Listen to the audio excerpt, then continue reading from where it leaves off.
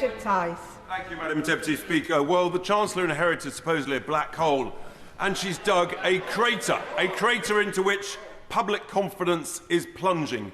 Business confidence is plunging. And the truth is, jobs, 250,000 jobs are disappearing since the blunder budget. And despite all the noise we hear from the benches opposite, the reality is that government spending is completely out of control. Inflation is up, unemployment is up, government borrowing is up, and the cost of government borrowing is up.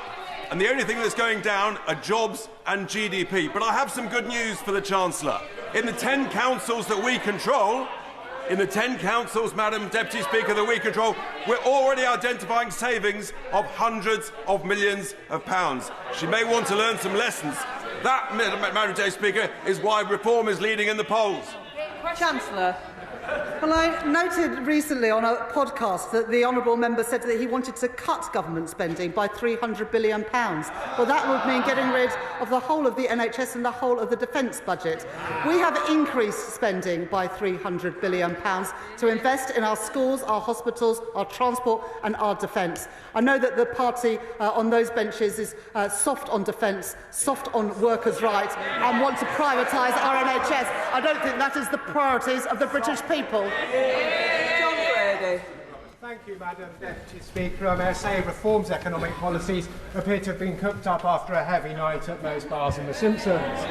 Esther McVeigh. Thank you very much, Madam Deputy Speaker. Now, I know the Chancellor considers herself to be a world-leading economist, so can she tell me how it is that everyone in the country knew that by hiking taxes on employers' national insurance contribution, making it more expensive to employ people, would destroy jobs, destroy businesses and destroy the economy? But the only people who didn't know that was her and her socialist boss. Chancellor Exchequer. I'm sorry to disappoint the right honourable lady, but there are 500,000 more jobs in Britain since the last general election, and business confidence is going up. Stephen Sander. Thank you, Madam Deputy. Dr. Ben Spencer. Thank you, Madam Deputy Speaker.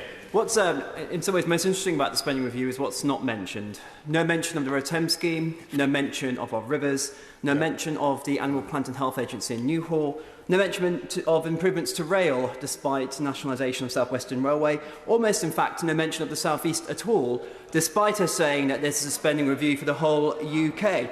But they do effectively confirm the third runway, despite no local engagement.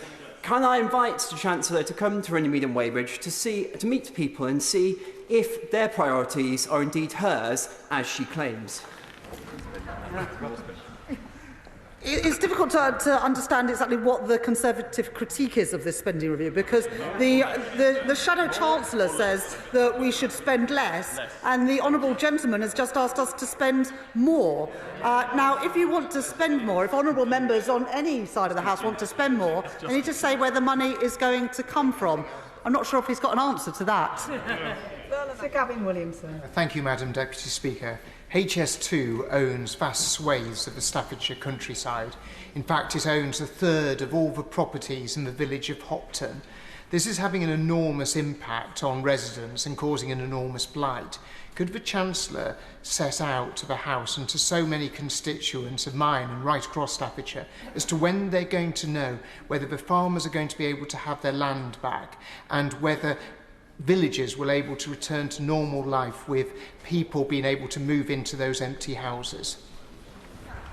Well, I'm sure that the Right Honourable Gentleman has apologised to his constituents for the total mess that the party opposite made of HS2. Now, we're fixing their mess, getting a grip of the costs of that project. But frankly, for the Honourable Gentleman to raise HS2 after the mess they made of it, it is astounding.